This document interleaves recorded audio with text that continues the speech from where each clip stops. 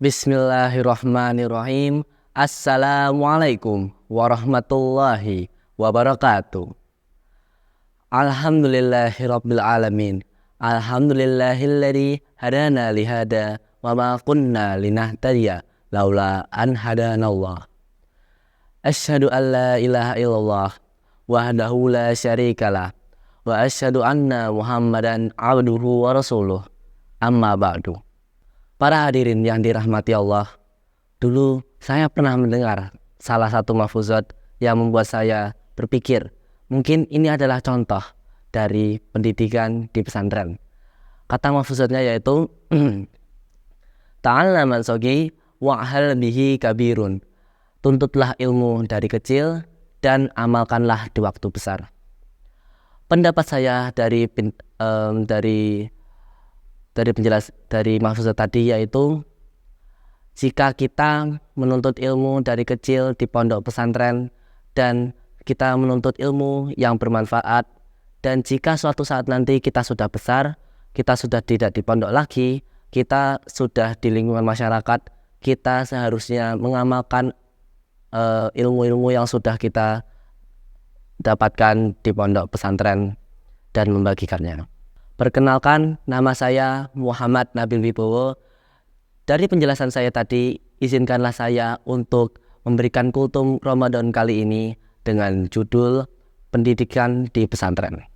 Para hadirin yang dirahmati Allah, pondok pesantren adalah tempat di mana santri menuntut ilmu, dan seperti contohnya yaitu ilmu akademik, ilmu agama, dan ilmu Quran. Dan mungkin jika kita jauh dari orang tua kita, setidaknya atau seharusnya kita ikhlas dan harus memanfaatkan ilmu-ilmu yang ada di sini. Jangan sampai kita sudah dibayar mahal-mahal sama orang tua kita, tapi kita hanya malas-malasan, tidak mau berkembang, dan hanya membuang-buang uang saja. Para hadirin yang dirahmati Allah, saat kita belajar di kelas dan terdapat seorang guru yang sedang menyampaikan pelajaran, sebaiknya kita harus menjaga adab kita, karena seperti kata mahfuzat yaitu al-adabu fauqal ilmi, adab itu di atas ilmu. Dan jangan sampai saat guru menjelaskan pelajaran, kita hanya tidur ngobrol sama teman kita.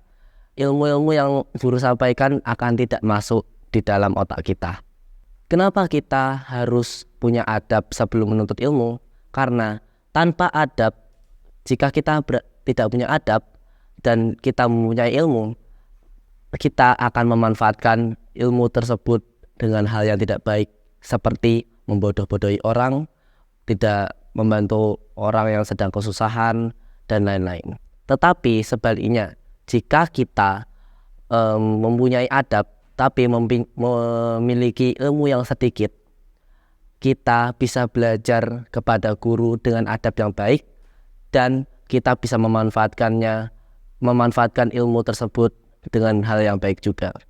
Para hadirin yang dirahmati Allah, kita di pondok pesantren ini bukan hanya untuk belajar, tapi agar terhindar dari remaja-remaja yang di luar sana yang Masya Allah mungkin dari kebanyakan adabnya minim, yang udah pacaran, yang perkataannya tidak baik untuk diucapkan. Setelah kita membahas tentang pendidikan di pesantren, marilah kita bahas kenapa sih kita harus memilih pendidikan di pesantren. Karena Rasulullah SAW bersabda, barang siapa yang keluar untuk menuntut ilmu, niscaya ia berada di jalan Allah Subhanahu wa Ta'ala hingga ia pulang. Penjelasan saya dari hadis tersebut adalah, jika kita keluar dari rumah, keluar dari zona nyaman kita dan menuntut ilmu di pondok pesantren, kita berada di jalan Allah Subhanahu wa Ta'ala sampai kita pulang nanti. Para hadirin yang dirahmati Allah, kita di pondok pesantren banyak pengalaman yang tidak bisa kita dapatkan di sekolah non-boarding, seperti nyuci bareng temen, beres-beres kamar bareng temen dan lain-lain. Pasti jika kita tidak sekolah pondok pesantren, pasti cucian kita yang nyuci adalah orang tua kita. Benar atau enggak? Ya pasti benar. Dan kenapa kita harus pondok pesantren?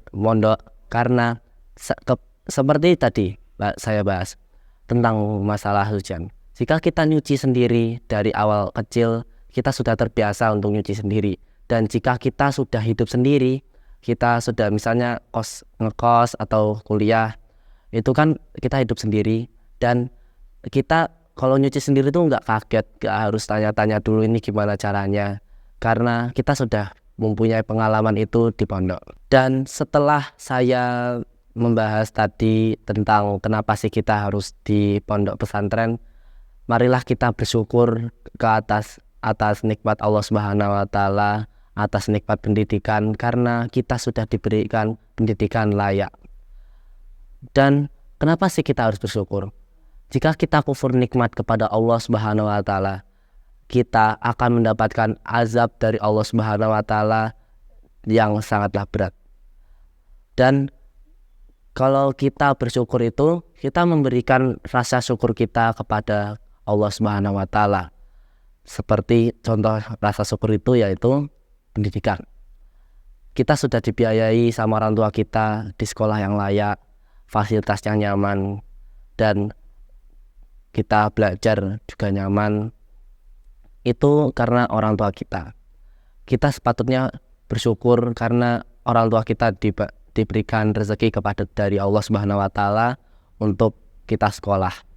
Di luar sana banyak sekali yang bekerja keras sendiri mencari uang untuk sekolah. Mereka capek-capek untuk mencari uang dan untuk sekolah. Dan kita sepatutnya tidak boleh mengeluh kalau kita sekolah. Ngeluh kalau ada PR, ngeluh kalau kita capek di sekolah. Bahkan kita cuma belajar di sekolah, cuma duduk, belajar, memperhatikan guru. Tapi orang-orang yang di luar sana harus bekerja keras untuk sekolah. Dan jika kita melihat orang yang di luar sana yang nggak bisa sekolah, kita bersyukur ya. Dan janganlah sampai kita nggak mau sekolah gara-gara males atau hal-hal yang terganggu di sekolah. Sekian Ramadan Kultum saya kali ini. Marilah kita tutup Kultum Ramadan kali ini dengan doa kafaratul majlis. Subhanakallahumma wa bihamdika asyhadu alla ilaha illa anta astaghfiruka wa atubu ilaik. Sekian Kultum Ramadan saya. Wassalamualaikum warahmatullahi wabarakatuh.